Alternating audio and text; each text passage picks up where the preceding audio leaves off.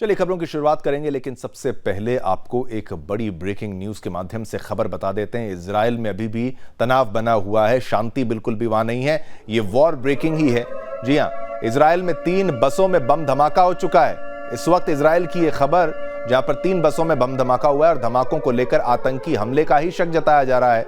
Parking में खाली खड़ी थी ये तीनों बसें और उसमें धमाका हो गया है। जान माल के नुकसान की खबर सामने नहीं आई है। देश भर में बस और ट्रेन सर्विसेज को रोका गया है। देखिए, देश भर में बस और ट्रेन सर्विसेज रोकी गई हैं, उनको रोका गया है। और इजराइल की राजधानी तेल अवीव में बीते गुरुवार देर रात 3 बसों में सिलसिलेवार बम धमाके हुए। ये बसें बाट याम और होलोन इलाकों की खाली पार्किंग में खड़ी थीं। धमाकों में किसी के हताहत होने की सूचना नहीं है, लेकिन पुलिस ने इसे आतंकी हमला बताया है। इजरायली सुरक्षा एजेंसियों को 2 अन्य बसों में भी विस्फोटक मिली है और जिन्हें समय रहते निष्क्रिय कर दिया गया। पुलिस जांच में सामने आया कि कुल 5 बम एक जैसे थे और टाइमर से लैस थे, यानी टाइमर के साथ जो बम थे वो लगाए गए थे। तो ये बिल्कुल कोई शक नहीं कि एक आतंकी हमला ही था। गनीमत ये रही कि उसमें बस में यानी कोई लोग सवार नहीं थे। इसके चलते खाली बस में जो बम धमाके हुए, जान माल का नुकसान नहीं हुआ। बसें केवल वहां पर क्षतिग्रस्त हुई हैं, बसों में धमाके हुए हैं। ये तस्वीरें भी, एक्सक्लूसिव तस्वीरें आपके टेलीविजन स्क्रीन पर धमाके की भी दिखा रहे हैं, जहां पर बम धमाके के चलते बसें उड़ गई।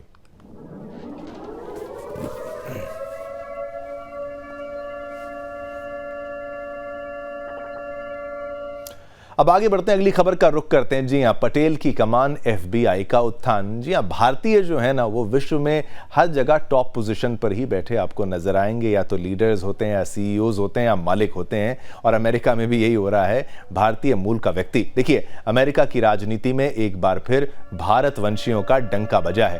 भारतीय मूल के कश्यप काश पटेल को अमेरिकी जांच agency federal bureau of investigation FBI के डायरेक्टर के रूप में नियुक्त किया गया है।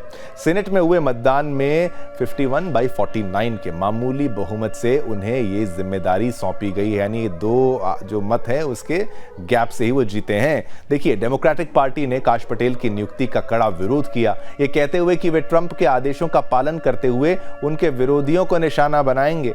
हालांकि 2 रिपब्लिकन सांसदों सुजान कॉलिंस और लीसा मार्कोफ्स्की ने भी पटेल के खिलाफ वोट दिया, लेकिन इससे उनकी नियुक्ति पर कोई असर नहीं पड़ा।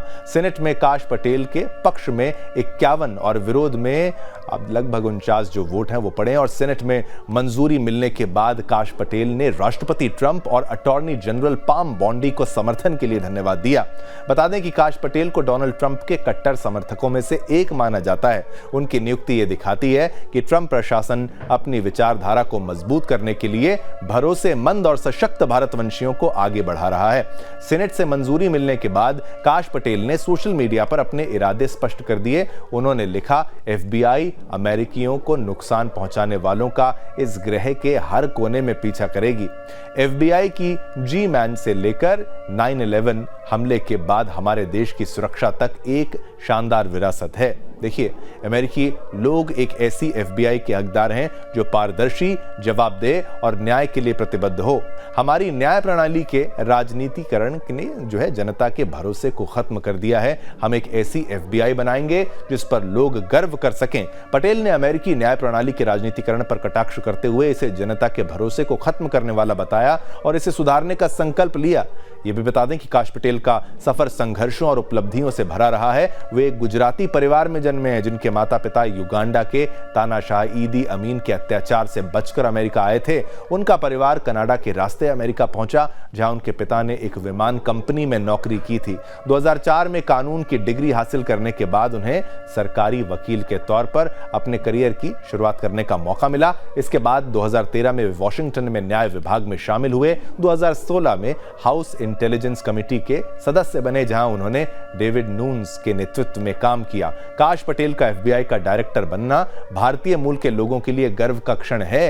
यह नियुक्ति न केवल भारतीय समुदाय की मेहनत और लगन का प्रतीक है, बल्कि यह भी दर्शाती है कि डोनाल्ड ट्रंप जैसे नेता भारतीय मूल के लोगों को सशक्त बनाने और उनके कौशल पर भरोसा करने में विश्वास रखते हैं। यह नियुक्ति वामपंथी एजेंडे के खिलाफ एक मजबूत संदेश है। डेमोक्रेट्स की आपत्तियों के बावजूद यह साफ है कि काश काश पटेल ट्रंप प्रशासन की विचारधारा को आगे बढ़ाने में महत्वपूर्ण भूमिका निभाने वाले हैं। काश पटेल का चयन ट्रंप प्रशासन के लिए एक बड़ी उपलब्धि और भारतीय मूल के लोगों के लिए एक प्रेरणा है। देखिए, ये भारतवंशियों की बढ़ती ताकत और उनके वैश्विक प्रभाव का प्रतीक है।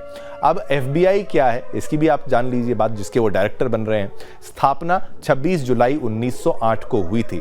और क्या डिटेलिंग है इसकी? संस्थापक कौन था इसका? Attorney general Charles Bonaparte. तो देखिए, अमेरिका की प्रमुख जांच और खुफिया एजेंसी है FBI। अमेरिकी न्याय विभाग के तहत ये काम करती है, अमेरिकी न्याय विभाग के अंडर काम करेगी और शुरुआत में इसे BOI कहते थे और 1935 में नाम जो बदला गया उसको FBI कर दिया गया। J.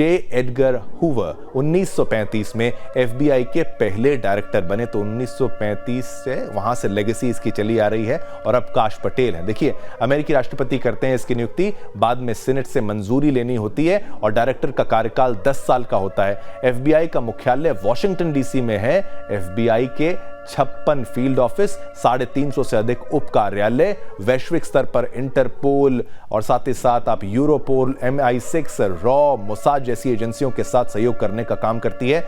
90 से ज्यादा देशों में FBI के कानूनी कार्यालय हैं। अब FBI के प्रमुख मामले भी हैं जो अगले ग्राफिक्स में वो भी आपको समझाने का प्रयास करते हैं। कौन से टिपिकल केसेस हैं, बड़े केसेस हैं जो ये सॉल्व करने में लगी हुई है।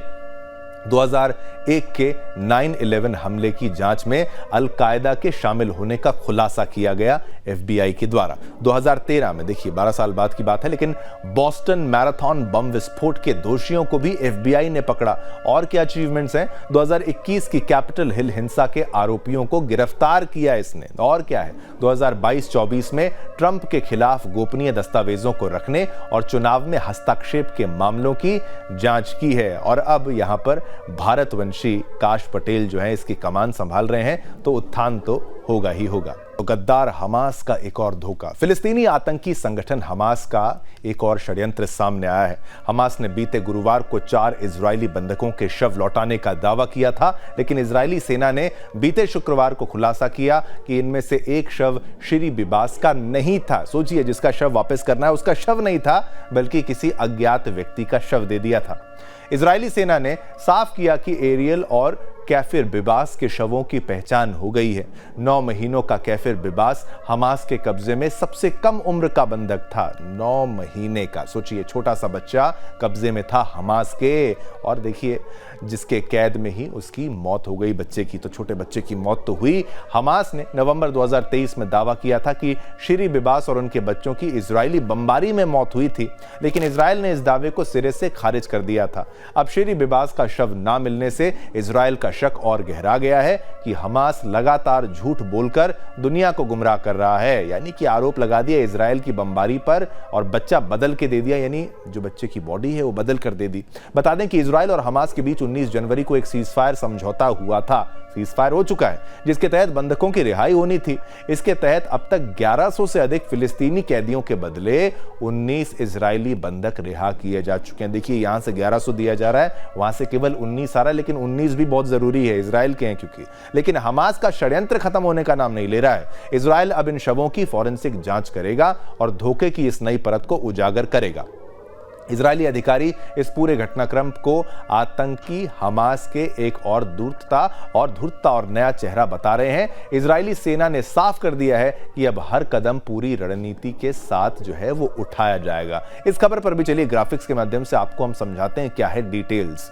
देखिए, हमास ने 251 इजरायली नागरिकों को बंधक बनाया है। हमास के पास कितने हैं? 41 का आंकड़ा है ये हमास के पास। जो हमास ने रिहा किनको किया है? 128 को रिहा किया है। और सेना ने कितनों को रेस्क्यू किया? 8 को। मारे कितने गए? 71 मारे गए। और कैद से भागे कितने हैं?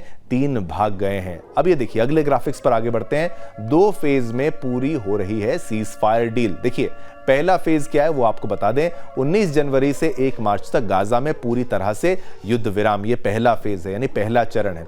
और हमास जो है 3 फेज, ये देखिए 3 फेज की बात आपको बता रहे हैं। हमास जो है 33 इजरायली बंधकों को रिहा करेगा। इजराइल रोजाना अपने एक बंधक के बदले 33 फिलिस्तीनी बंदियों को रिहा करेगा। हर एक इजरायली महिला सैनिक के बदले 50 फिलिस्तीनी बंदियों को रिहाई मिलेगी, यानी एक इजरायली का मूल्य इनके 50 से भी ज्यादा है। अब देखिए, अब दूसरे फेज पर आ गए हैं। देखिए, कहा गया था कि पहले फेज के 16वें दिन यानी 3 फरवरी तक सब कुछ ठीक रहा तो दूसरे फेज की योजना पर बातचीत होगी। अभी तक शुरू नहीं हो सकी बातचीत, ये भी आप जान लीजिए। जिंदा बचे हुए बाकी बंधकों को रिहा किया जाएगा। अब इसमें भी अपडेट ये है कि देखिए, इजराइल 1000 फिलिस्तीनी कैदियों को रिहा करेगा, 1000 को रिहा करेगा। उसके बदले में 15 साल से ज्यादा समय से सजा काट रहे हैं लगभग 190 कैदी यहां पर। अब देखिए, अब तीसरे फेज की ओर धीरे धीरे आगे बढ़ते हैं, आपको तीसरा फेज भी समझाएंगे। देखिए, डील के आखिरी फेज में गाजा को दोबारा बसाया जाएगा। आपको डोनाल्ड ट्रंप की बात भी याद होगी कि वो कह रहे हैं कि भाई इनको लोगों को हटाओ, जो मुस्लिम देश है वहां पर बसाओ और दोबारा गाजा को बनाते हैं। इसमें से 3 से 5 साल का समय लगेगा और हमास के कब्जे में मारे गए बंधकों के शव इजराइल को सौंपे जाएंगे। खबर बांग्लादेश से है, जहां लगातार हिंदुओं पर अत्याचार की तस्वीरें सामने आती रही हैं और ना जाने कब बांग्लादेश में हिंदू खुलकर सांस ले पाएंगे। एक बार फिर से दिल को दहला देने वाला मामला सामने आया है, जब 18 फरवरी की सुबह बांग्लादेश की पुलिस ने बांग्लादेश के दिनाजपुर से भरत चंद्र नाम के हिंदू आवामी लीग नेता का क्षत विक्षत शव बरामद किया। जी हां, सर तन से जुदा का यह मामला है। सर को उड़ा दिया, उसका सर काट दिया गया। हिंदू आवामी लीग नेता भरत चंद्र का सर तन से जुदा कर दिया गया। मीडिया रिपोर्ट के मुताबिक पीड़ित का सिर काट दिया गया था और उसके हाथ पैर बांध दिए गए थे। किस तरीके से निर्मम हत्या की गई होगी इसका अंदाजा आप लगा सकते हैं। पहले हाथ पैर बांधे होंगे, फिर उसका सर तन से जुदा किया गया होगा। इसके बाद भरत चंद्र के शव को हल्दीबाड़ी रेल फाटक पर रेलवे ट्रैक के पास फेंक दिया गया। तो ये हिंदू की वहां पर हैसियत रह गई है। ये उसकी सुरक्षा का आप पूरा एकदम ब्यौरा देख पा रहे हैं कि कैसे कितना सुरक्षित है बांग्लादेश में हिंदू। सोचिए कि बांग्लादेश में हिंदुओं के साथ किस तरह से अत्याचार हो रहे हैं। इतनी बुरी तरह से भरत चंद्र को तड़पाया गया कि ये दर्द शब्दों में बता पाना बहुत मुश्किल है। बता दें कि पीड़िता की उम्र 50 साल थी और भरत चंद्र 17 फरवरी की सुबह से ही लापता थे। उस शाम से उसका फोन बंद था। इस मामले के बारे में बात करते हुए भरत की पुत्रवधू क्या कुछ कहा है उन्होंने, आइए आपको वो भी सुनाते हैं। उनके द्वारा क्या कुछ कहा गया है कि भाई, जो एक बाइट आपके लिए हमने तैयार की है। पार्वतीपुर कालिकाबाड़ी कुमारपाड़ा,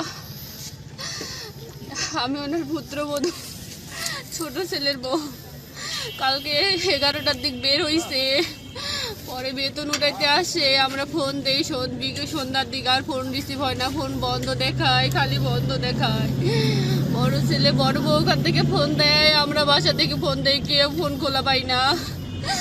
পরে কালকে খালি সারা ফোন ঢুকাই না, আমরা মনে করছি মনে হয় কোথাও গিয়েছে, রাজশাহী মনে হয়, বেতনের কোনো যায় এই জন্যে। পরে আজকে সকালে আমি ভাবতেছি চলো যাই দেখে আসি, সাহেবের কাছে খোঁজ নিয়ে আসি, যদি কোনো খবর পাই। আসি দেখতেছি এখানে অনেক লোক, আমি বলছি যাও দেখে আসো।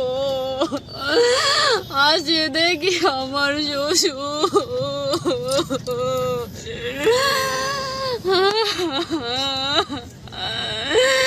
বাসায় বলে আসি নাই, আমার শাশুড়িকে বলে আসি মা তাকে না। पार्वतीपुर कालिकाबाड़ी कुमारपाड़ा। तो ये देखिए, उनकी पुत्रवधू जो है उसकी प्रतिक्रिया आपने सुना, उसको सुना, रोती बिलखती वो याद कर रही थी उनको। और देखिए किस तरीके से आतंकवादियों के द्वारा, मैं तो ये कहूँगा इस वक्त जो सत्ता है वो आतंकवादियों के हाथ में है और ये हिंदू की जान की कीमत अब वहाँ पर कुछ भी नहीं है। तो बांग्लादेश में ये हाल है अब हिंदुओं का। चलिए, इसी के साथ समय इतनी अनुमति देता है आपके साथ संवाद करने की। कल फिर आएंगे, लेकिन नए मुद्दे आपके लिए लेकर आएंगे। अंतर्राष्ट्रीय जगत के मुद्दे भी होंगे और भारत से जुड़े हुए मुद्दे भी आपके लिए लेकर आएंगे। आज्ञा दीजिए मुझे, शिवम दत्त मेहता को, मेरी और मेरी पूरी टीम की तरफ से आप सभी को जय हिंद, जय भारत, जय हिंदुस्तान।